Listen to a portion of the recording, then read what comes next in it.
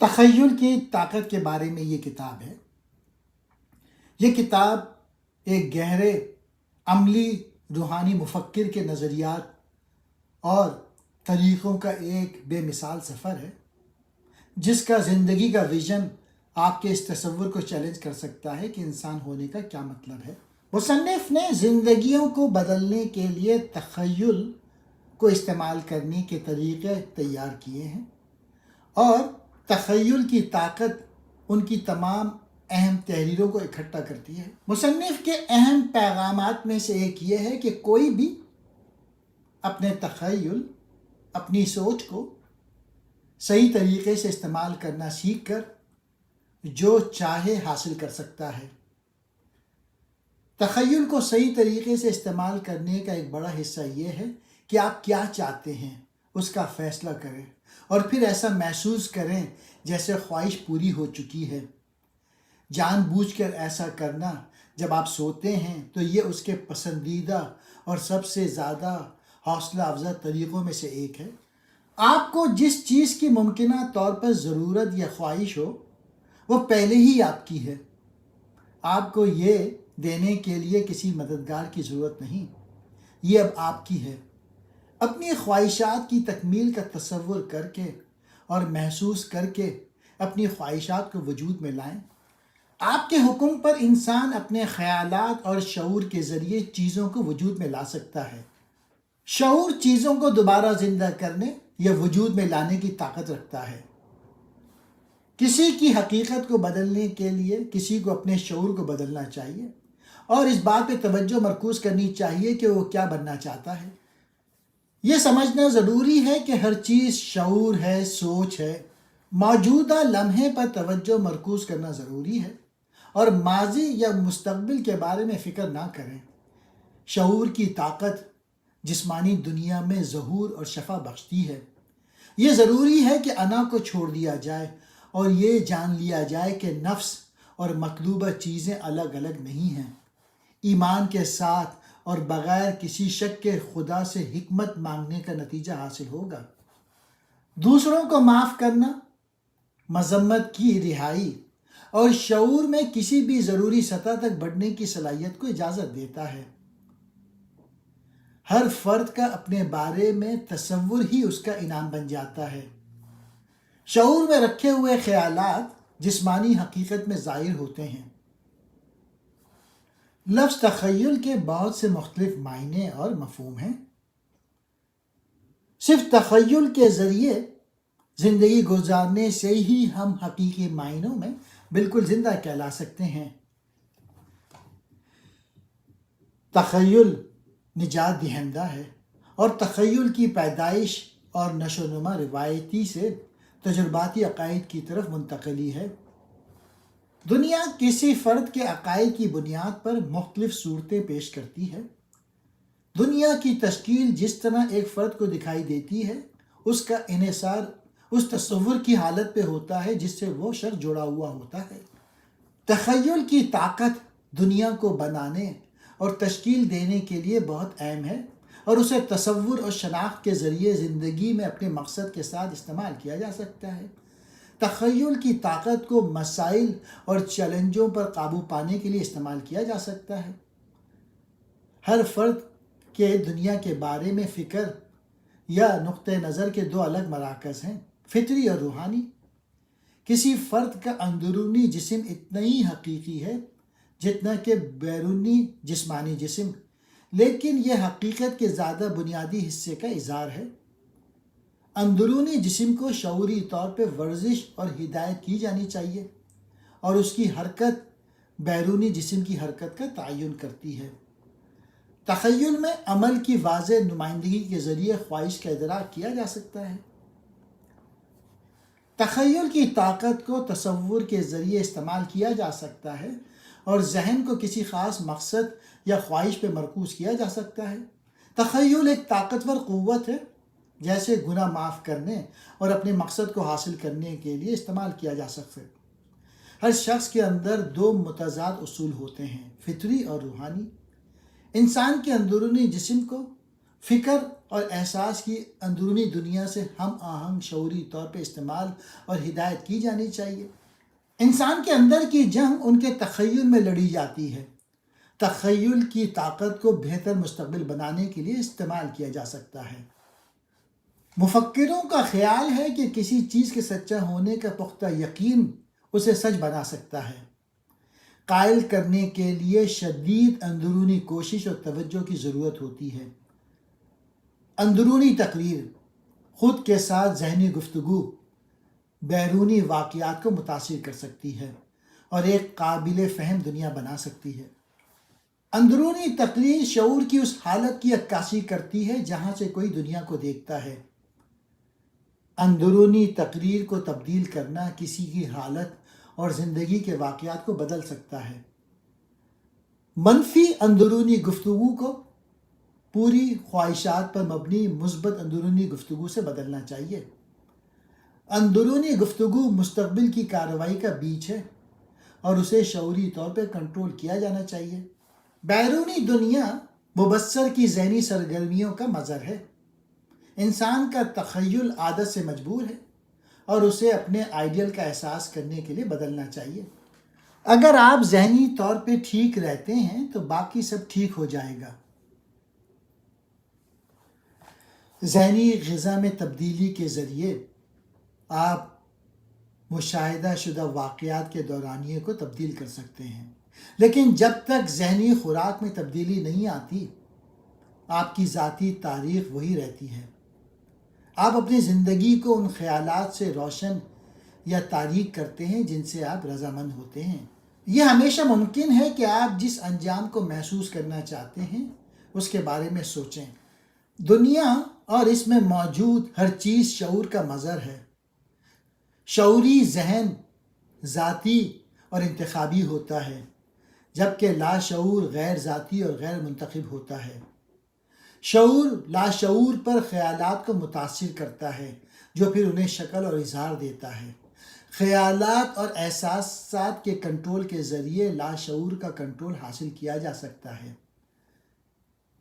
خیالات احساس کے ذریعے لاشعور پہ متاثر ہوتے ہیں۔ گہرے مراقبے اور توجہ کے ذریعے لاشعور تک رسائی اور کنٹرول کیا جا سکتا ہے۔ کسی کی زندگی کے حالات اور واقعات نیند میں لاشعوری نقوش کے سانچے سے بنتے ہیں۔ لاشعور کبھی نہیں سوتا اور نیند وہ دروازہ ہے جس سے ہوش ذہن تخلیقی طور پہ لاشعور سے جڑنے کے لیے گزرتا ہے۔ زندگی کا مقصد لاشعور یعنی سب کانشیس مائنڈ کے ساتھ اتحاد حاصل کرنا اور زمین پر اپنی اعلیٰ ترین صلاحیتوں کو ظاہر کرنا ہے۔ نماز نیند کی طرح لاشعور میں داخل ہونے کا ایک دروازہ ہے۔ کامیابی سے دعا کرنے کے لیے فرد کو یقین ہونا چاہیے کہ اس کی دعائیں پہلے ہی پوری ہو چکی ہیں۔ دعا کسی بھی وقت کی جا سکتی ہے، لیکن بہترین وقت وہ ہوتا ہے جب فرد بہترین محسوس کر رہا ہو۔ فرد کو چاہیے کہ وہ اپنی اور دوسروں کو بھلائی کے لیے دعا کرے۔ دعا کسی بھی چیز کے لیے کی جا سکتی ہے جس کا تصور کیا جا سکتا ہے۔ فرد کو دعا کی طاقت پہ یقین اور بھروسہ ہونا چاہیے۔ کوئی بھی فرد اپنے شعور اور عقائد کو بدل کر اپنی زندگی کو بدلنے کی طاقت رکھتا ہے۔ اپنے تصور کو بدلنے سے انسان کی خواہشات بدل جاتی ہیں۔ جب کوئی شخص مناسب رویہ اختیار کرے گا اور اپنی خواہش کے ساتھ ایک ہو جائے گا تو اس کا اظہار کیا جائے گا۔ خواہشات کو پورا کرنے کی طاقت اندر سے آتی ہے اور خواہش ایمان اور قبولیت کے عمل سے متحرک ہوتی ہے۔ کسی شخص کے اپنے بارے میں تصور میں تبدیلی اس کے مستقبل کو بدل سکتی ہے۔ دنیا کے بارے میں ہر شخص کے دو نقطۂ نظر ہوتے ہیں، ایک فطری جو حواس کے ذریعے ہوتا ہے اور ایک روحانی جو خواہش کے زیر اہتمام ہے۔ روحانی توجہ کسی کو واقعات کو الگ کے طور پہ دیکھنے کی اجازت دیتی ہے، جبکہ فطری توجہ صرف موجودہ لمحے کو دیکھتی ہے۔ خواہش تمام اعمال کے پیچھے محرک قوت ہے اور اسے کسی کے مستقبل کی تشکیل کے لیے استعمال کیا جا سکتا ہے۔ پرانی عادتوں کو توڑ کر اور نئی عادتیں بنا کر کسی کا مستقبل بدلا جا سکتا ہے۔ ایک کنٹرول شدہ تخیل خواہش کے مطابق مستقبل کو نئی شکل دے سکتا ہے۔ مصنف کی تعلیم تخیل کی طاقت پہ مرکوز تھی۔ تخیل طاقتور ہے اور مطلوبہ نتائج کو اپنی طرف متوجہ کر سکتا ہے۔ خواہش اور تخیل کو مستقبل کی تشکیل کے لیے استعمال کیا جا سکتا ہے۔ صرف اچھے اور پیارے خیالات سوچنا ضروری ہے۔ پہلے خواہش اور پھر مطلوبہ نتائج کا تصور کر کے مستقبل کو بدلا جا سکتا ہے۔ جسم اور طبعی دنیا تخیل سے بنتی ہے۔ حال اور مستقبل کو بدلنے کے لیے سب سے پہلے اپنے بارے میں اپنے خیالات اور عقائد کو بدلنا ہوگا۔ مصنف کا خیال ہے کہ بیرونی کمال لانے کا واحد طریقہ خود کو تبدیل کرنا ہے۔ مصنف لکھتے ہیں کہ ہم اپنے بارے میں اپنے خیالات اور عقائد کو بدل کر اپنی زندگیوں کو بدلنے کی طاقت رکھتے ہیں۔ دعا مخصوص اور واضح ہونا چاہیے اور یہ یقین رکھنا چاہیے کہ دعا قبول ہو جائے گی۔ انسان شعور اور لاشعور دونوں حصوں پہ مشتمل ہوتا ہے۔ لاشعور زیادہ اہم ہے۔ لاشعور کسی فرد کے معروضی وجود کے نمونے کا تعین کرتا ہے۔ لاشعور کو دعا اور اسبات کی تکرار کے ذریعے دوبارہ پروگرام کیا جا سکتا ہے۔ میں اس جملے کو انگلش میں ہی پڑھ دیتا ہوں۔ The subconscious can be reprogrammed through prayer and the repetition of affirmation۔ زندگی دماغ کے کھیل کے میدان پہ کھیلے جانے والا کھیل ہے۔ زندگی کے کھیل کا مقصد بیداری کو بڑھانا اور اپنے مقاصد اور خواہشات کو حاصل کرنا ہے۔ زندگی کے کھیل کے اصول سادہ ہیں لیکن عقل مندی سے استعمال کرنے کے لیے زندگی بھر کی مشق لگتی ہے۔ ایک اصول یہ ہے کہ جو ہم اپنے دل میں سوچتے ہیں وہ ہماری حقیقت کو متاثر کرتا ہے۔ ہماری اندرونی گفتگو ہمارے بیرونی حالات کو تشکیل دیتی ہے اور زندگی کا کھیل کامیابی سے کھیلنے کے لیے ہمیں اپنی ذہنی سرگرمیوں سے آگاہ ہونا چاہیے۔ اپنے اہداف کو حاصل نہ کرنے کا قصور ہمارے اندر ہے، بیرونی حالات یا دوسرے لوگوں میں نہیں۔ ہم لفظ کی طاقت کا استعمال کرتے ہوئے اور مقصد پہ توجہ مرکوز کر کے اپنے مقاصد حاصل کر سکتے ہیں۔ انسان کی بیرونی دنیا اور حالات اس کے شعور کی باطنی حالت کی عکاسی کرتی ہے۔ جس دنیا میں ہم رہتے ہیں وہ تخیل کی دنیا ہے اور زندگی خود ہی تصور کرنے کی سرگرمی ہے۔ مستقبل کا تعین انسان کی خیالی سرگرمیوں سے ہوگا۔ انسان کی خیالی سرگرمی کسی بھی صورتحال کو تبدیل اور بہتر بنا سکتی ہے۔ تصور کرنا کوئی بھی مطلوبہ نتائج پیدا کرتا ہے۔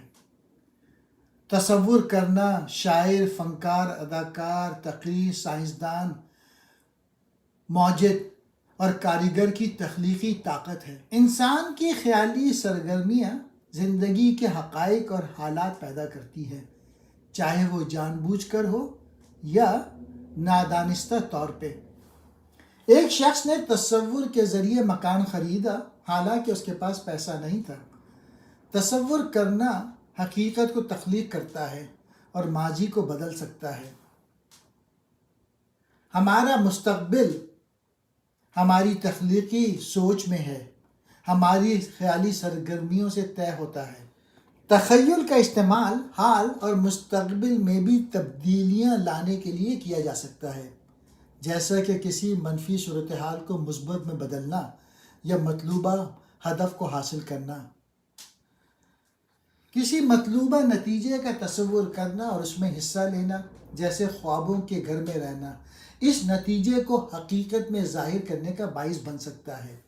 تخیل نہ صرف ایک فرد کے حالات بلکہ اس کے ماحول اور اپنے ارد گرد کی دنیا کو بھی بدلنے کی صلاحیت رکھتا ہے۔ تخیل کی طاقت کو جسمانی صحت کو بہتر بنانے اور زخموں کو ٹھیک کرنے کے لیے بھی استعمال کیا جا سکتا ہے۔ تخیل ایسے واقعات پیدا کر سکتا ہے جو معجزاتی ہوں۔ ایک خیال تبھی کارآمد ہوتا ہے جب اسے محسوس کیا جائے اور اس کے ساتھ مؤثر حالات ہوں۔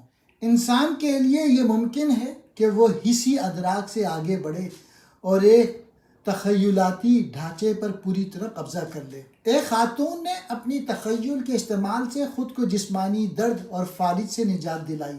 انسان کے اندر زندگی کا اصول ہے جو کہ تخیل ہے، اور یہ اسے اپنے تجربات کا سبب بننے دیتا ہے۔ تخیل ایک طاقتور ٹول ہے جو حقیقت کو بدل سکتا ہے۔ تخیل کا راز تصور کرنا اور خواہش کی تکمیل کی تصویر میں داخل ہونا ہے۔ چیزوں کا تصور کر کے ہم انہیں وجود میں لا سکتے ہیں۔ فطرت میں تمام شکلوں کی تخلیق اور اظہار میں تخیل ایک کردار ادا کرتا ہے۔